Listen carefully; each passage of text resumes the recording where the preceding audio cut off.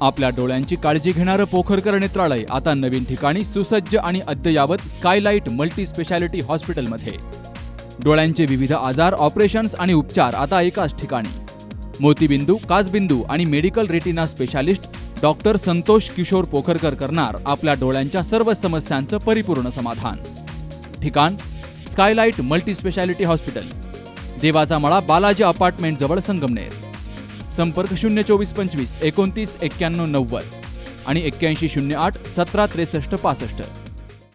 विशेष करून राज्यातील शेतकऱ्यांच्या बाबतीमध्ये बोलत असताना मोठा प्रसिद्धी करून आपण एआयचा वापर शेतीमध्ये कसा करता येईल यावर सरकारने आपली भूमिका मांडली आहे. आत्ताच AI फॉर ॲग्री नावाचा कार्यक्रम देखील मोठ्या धूमधडाक्यामध्ये साजरा करण्यात आला आणि ही वस्तुस्थिती आहे की एआयचा वापर आणि तंत्रज्ञानाचा वापर केला तर सगळ्या क्षेत्रामध्ये प्रगती होऊ शकते, याबाबत कुणाच्याही मनामध्ये शंका नाही. मात्र आज खऱ्या अर्थाने या आपल्या शेतकऱ्याला जे पाहिजे ते आपण देतोय का, हा देखील खऱ्या अर्थाने प्रश्न आजच्या या चर्चेच्या निमित्ताने या ठिकाणी मांडला गेला पाहिजे. आज एआयचा वापर जर केला, आधुनिक तंत्रज्ञानाचा वापर केला तर औषधं आणि पाणी याचा वापर 30 ते 40% कमी होऊ शकतो, जेणेतून 30 ते 40% खर्च हा शेतीचा उत्पादन खर्च कमी होऊ शकतो, ही वस्तुस्थिती आहे. मात्र आजही आमचा शेतकरी जो आहे तो उत्पादन खर्च कमी करण्याकडे लक्ष देतोय, परंतु त्याच्यापेक्षा सगळ्यात जास्त त्याच्या दृष्टीने महत्त्वाची गोष्ट ही हमी भावाची आहे.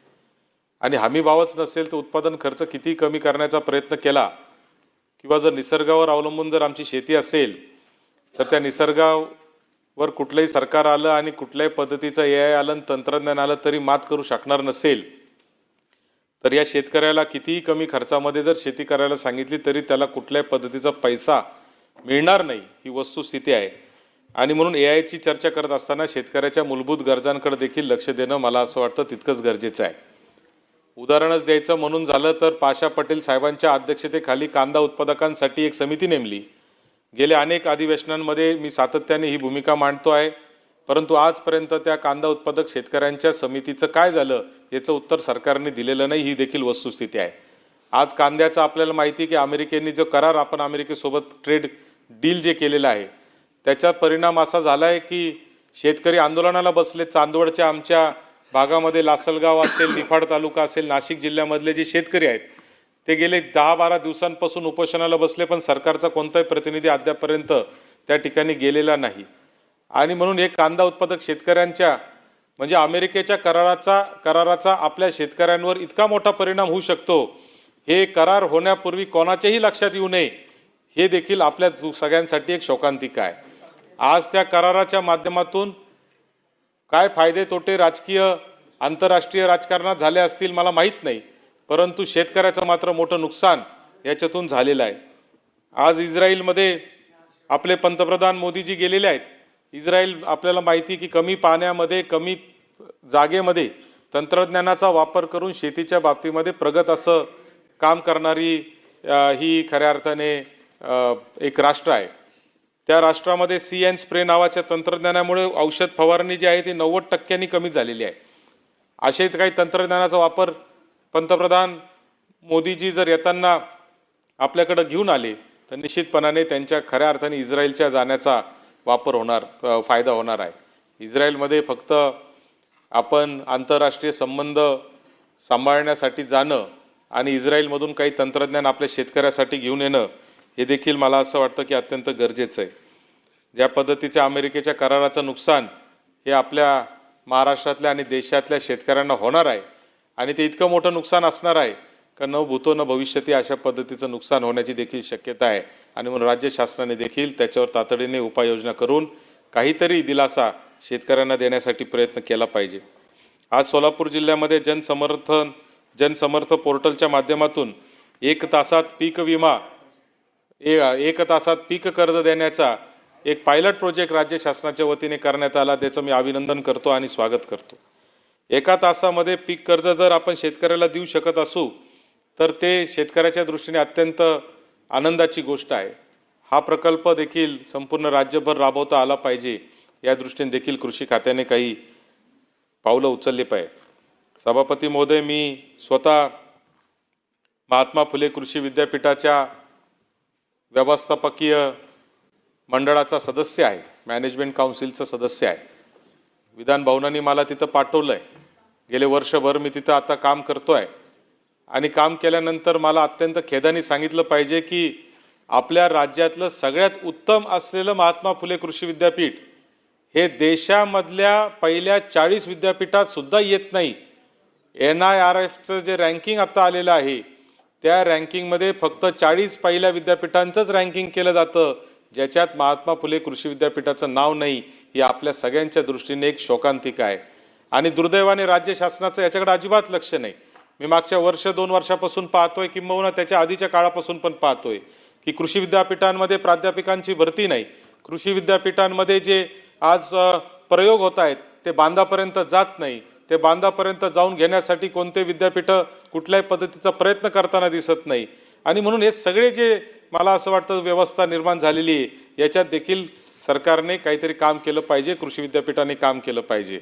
आपण MCR सारखी एक संस्था यासाठी सगळी स्थापन केलेली आहे. त्याच्यात कॅबिनेट मंत्री जे आपले कृषी मंत्री आहेत ते अध्यक्ष आहेत. त्याच्या राज्यमंत्री त्याच्या उपाध्यक्षाला देखील आपण कॅबिनेटचा दर्जा दिलेला आहे. मात्र या संस्था करतायत काय, हा खऱ्या अर्थाने आज या निमित्ताने प्रश्न विचारला गेला पाहिजे. कारण जर राज्यातल्या सगळ्या कृषी विद्यापीठांमध्ये सर्वोत्तम असलेलं महात्मा फुले कृषी विद्यापीठ हे जर देशातल्या कृषी विद्यापीठांमध्ये पहिल्या 40मध्ये पण येत नसेल तर ही आपल्या सगळ्यांसाठी एक शोकांतिका आहे. सभापती महोदय, याचबरोबर मला खरं तर सरकारचं अभिनंदन यासाठी केलं पाहिजे की हे सगळं होत असताना कृषीवर आधारित असलेले, फूड प्रोसेसिंगवर आधारित असलेले उद्योगांना चालना देण्याचं काम हे मोठ्या प्रमाणावर सरकार, केंद्र सरकार असेल, राज्य सरकारच्या माध्यमातून चाललेलं आहे. आणि त्या माध्यमातून शेतकऱ्यांच्या भावाला, शेतकऱ्यांच्या मालाला कुठंतरी एक दिशा देण्याचं काम चाललेलं आहे. इथं मंत्री महोदय आपण बसलेले आहात. आपल्या जिल्ह्यामध्ये केळीचं उत्पादन प्रचंड मोठ्या प्रमाणावर आहे. परंतु आजही आपला शेतकरी जो आहे तो केळीपासून उद्योग, आपण प्रत्येक बजेटमध्ये पाहतो की जळगाव जिल्ह्यामध्ये क्लस्टर जाहीर होतं. मग त्या क्लस्टरचं प्रत्यक्षात कुठं काय रूपांतर होतं हा खऱ्या अर्थाने प्रश्न आहे. नांदेडमध्ये आपण हळदीचं केंद्र केलंय, परंतु आजही त्या हळदीच्या केंद्रामधून उत्पादन होताना आजही आम्ही पाहत नाही. सभागृहामध्ये आता हेमंत पाटील साहेब आहेत. हेमंत पाटील साहेब त्या हळदीचे अध्यक्ष आहेत, परंतु आजही ते देखील स्वतः खाजगीमध्ये सांगतात की निधीच्या बाबतीमध्ये सरकार कुठंतरी कमी पडतंय आणि म्हणून ते होऊ शकत नाहीये. आज आपण नांदेडमध्ये जे आहे ते संत्र्याच्या उत्पादनाचे फूड प्रोसेसिंग युनिट चालू केलेले आहेत. धोरणं खूप चांगले आहेत, परंतु त्याची प्रत्यक्षात अंमलबजावणी होणं देखील मला असं वाटतं अत्यंत गरजेचं आहे. आपण आपल्या गाडीची सर्व्हिसिंग रेग्युलर करतो, मात्र आपल्या शरीराच्या सर्व्हिसिंगचं काय? तर काळजी करू नका, कारण संगमनेरमध्ये आपल्या सेवेत दाखल झालंय ॲजिलस डायग्नोस्टिक्स. साक्षी पॅथॉलॉजिकल सर्व्हिसेस अंतर्गत सुरू असलेल्या ॲजिलस डायग्नोस्टिक्समध्ये 82 प्रकारच्या शारीरिक रक्तलघवी चाचणी फक्त 2300 रुपयात.